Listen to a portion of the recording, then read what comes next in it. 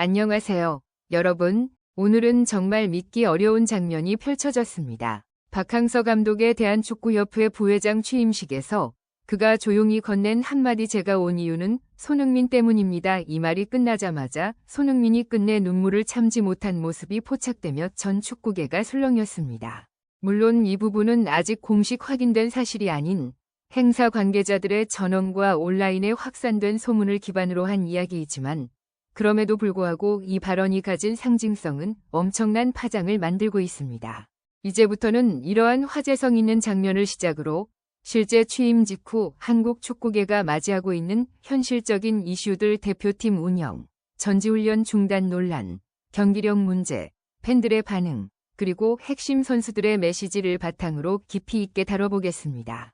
박항서 감독이 2025에서 2028년 임기에 대한축구협회 KFA 부회장으로 공식 선임되면서 한국 축구는 오랜만에 현장형 지도자가 핵심 운영진에 합류하는 변화를 맞게 되었다. 정몽규 회장이 이끄는 55대 집행부에서 총 5명으로 구성된 부회장단 중 한 명이 된 박항서 감독은 단순한 명예직이 아니라 국가대표팀 지원 업무를 직접 맡으며 전략과 시스템 전반을 조율하는 중책을 떠안게 되었다. 이미 베트남 대표팀에서 기적에 가까운 성과를 낸 전례가 있기에 그가 행정과 기술 사이의 간극을 어떤 방식으로 메워낼지 큰 기대를 받고 있다.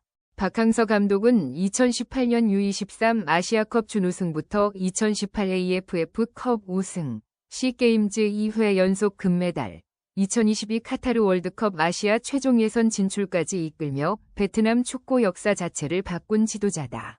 현재 베트남 최초의 유소년 아카데미를 직접 설립해 유망주 육성에 힘쓰고 있고 방린 FC 고문으로 활동하며 여전히 현장에서 선수들의 성장 과정을 가까이 지켜보고 있다는 점도 그의 신뢰도를 높이고 있다. 이런 인물이 대한축구협회행을 택했다는 사실만으로도 한국 축구 시스템의 새로운 변곡점이 만들어졌다는 평가가 나온다.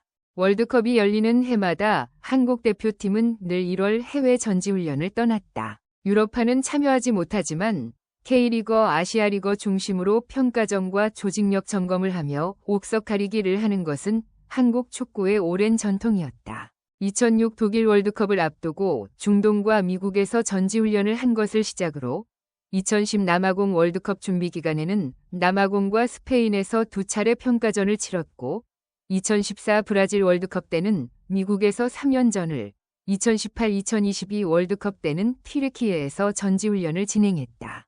즉 지난 20년간 단 한 번도 빠지지 않은 필수 과정이었고 월드컵 본선에 초석이 되는 핵심 일정이었다.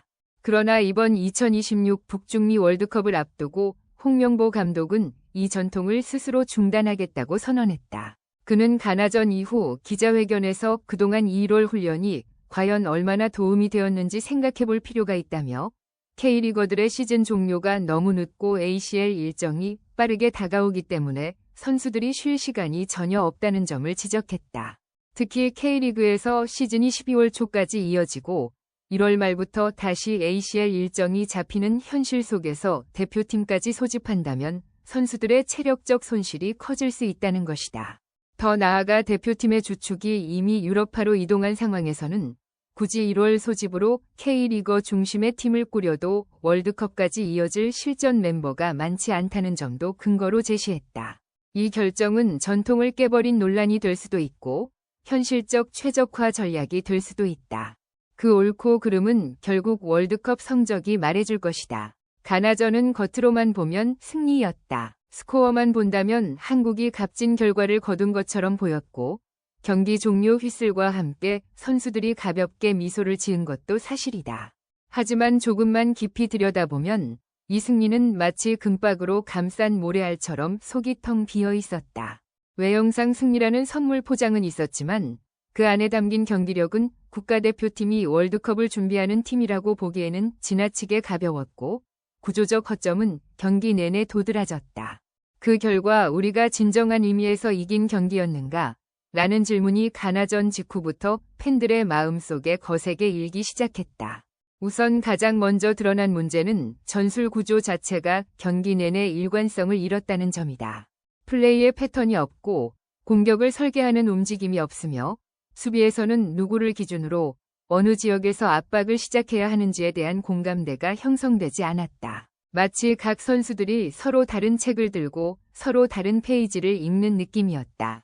공은 돌았지만 의미 없이 돌았고 전진은 이루어졌지만 목적 없이 이루어졌다. 전술적으로 준비가 된 팀이 아니라 주어진 상황을 즉흥적으로 해결하려 노력하는 개별 선수들의 합집합에 불과했다.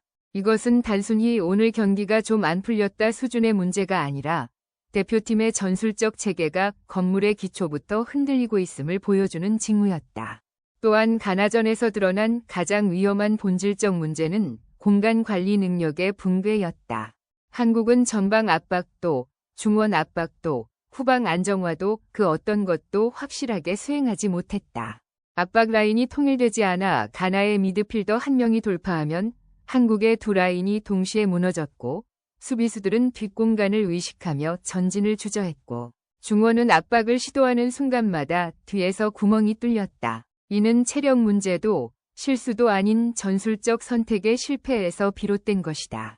구조가 잡혀있지 않은 팀은 상대에게 아주 작은 볼 컨트롤 실수 한 번에도 쉽게 흔들린다. 한국은 단순한 가나의 롱볼과 역습 몇 차례에 경기 전체의 균형을 위협받았다. 공격에서도 상황은 크게 다르지 않았다. 공격 전환 상황에서의 패턴은 사실상 존재하지 않았다. 공을 잡은 선수는 주변에서 움직여주는 동료를 찾지 못해 개인 돌파를 선택했고 그 개인 돌파는 곧바로 상대 수비의 조직적 압박에 막혔다. 손흥민은 전술적 지원 없이 고립됐고 이강인은 두세 명에게 둘러싸여 패스 코스를 잃었으며 조규성은 공간을 파고들 기회조차 받지 못했다. 삼각 패스, 빠른 원투 패스, 동시 움직임을 통한 공간 창출 등 현대 축구의 기본 요소가 거의 보이지 않았다. 공격은 선수 개개인의 번뜩임에 의존했고 그 번뜩임이 사라지는 순간 한국의 공격력은 완전히 정지했다. 무엇보다도 이 경기가 팬들을 불안하게 만든 이유는 이런 문제들이 경기 중 단 한 번도 개선되지 않았다는 점이다. 보통 평가전에서는 감독이 전반전의 문제를 인지하고 후반전에서 구조적 수정을 시도하는데 가나전에서는 그런 변화가 거의 관찰되지 않았다. 전술적 방향성은 처음부터 끝까지 같은 길을 헤맸고 선수들은 그 길 위에서 스스로 답을 찾다가 지쳐갔다. 그나마 얻은 골은 조직적으로 만들어낸 결과라기보다는 개인 능력에 의존한 장면들에 가까웠다. 이는 승리의 의미를 더욱 공허하게 만든다. 외신의 주목을 받은 것은 오히려 손흥민이 아니라 이강인의 발언이었다. 그는 팬들의 비판과 야유를 향해 의견이 나올 수 있다며 담담히 인정하면서도 팀 내부는 오로지 월드컵에 집중해야 한다고 강조했다. 그는 모두를 만족시키는 플레이가 이상적이지만 월드컵에서 팀에 도움이 되는 선수가 되겠다고 말하며 팀워크 중심의 방향성을 분명히 했다. AFP는 그의 태도를 두고 외부 비판을 인정하면서도 팀의 집중력을 지켜냈다고 평가했다. 팀 분위기가 요동치는 시기에 이강인의 차분하지만 단단한 메시지는 분명한 안정제를 제공했다. 박항서 감독 취임식에서 제가 온 이유는 손흥민 때문입니다라는 말이 있었다는 소문은 아직 공식적으로 확인된 사실은 아니면 단순히 행사 관계자 말과 온라인 커뮤니티 중심으로 퍼진 이야기다. 하지만 그 진위와 상관없이 한국 축구가 지금 필요로 하는 메시지를 상징적으로 보여주는 장면이라는 점은 부정할 수 없다.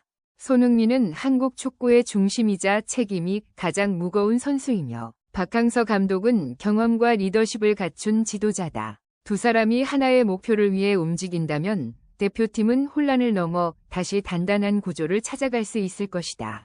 개인적으로 이번 상황은 단순한 구설이 아니라 한국 축구가 개혁과 전통 사이에서 어떤 선택을 해야 하는지를 보여주는 거울이라고 생각한다. 1월 전지훈련 폐지, 경기력 논란, 팬들의 불신, 지도부의 변화까지 모든 요소가 지금이 재정비의 시점이라는 사실을 말해주고 있다. 오늘 영상은 여기까지입니다. 끝까지 시청해주신 여러분 진심으로 감사드립니다. 영상이 마음에 드셨다면 구독과 좋아요 부탁드리고 알림 설정도 잊지 말아주세요. 여러분의 관심과 응원이 큰 힘이 됩니다. 그럼 다음 영상에서 다시 찾아뵙겠습니다. 감사합니다.